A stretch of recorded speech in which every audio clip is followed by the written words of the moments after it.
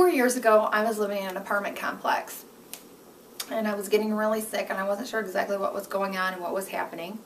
I lived there for about 2.5 years at that current time, and was going to the doctor. I was on antibiotics. I was informed that we only had about 2 more antibiotics left, and then they weren't sure what they were going to do. They were taking blood work. I ended up getting worse.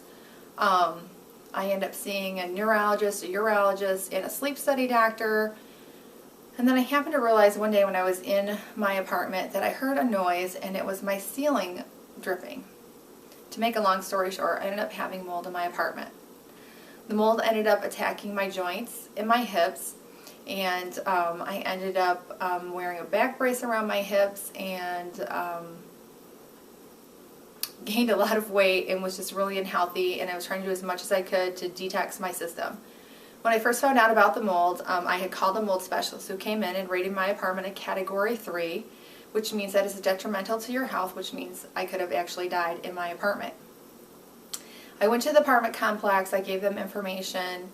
I gave all of the parents who had children who lived in my building a copy of the findings from the mold specialist. I called around to news reporters. I sought out attorney advice. I called the local township people. Anybody I could think of that could help me with the issue, and nobody could. So within a weekend, I moved out of my apartment. I moved in with a friend and set on my journey of 3 years of being healed. And last year in 2011, my hips were finally healed and were able to stay in a place, and I was able to exercise. But I really want to bring to light to Kent County that there's nobody that's helping with this issue.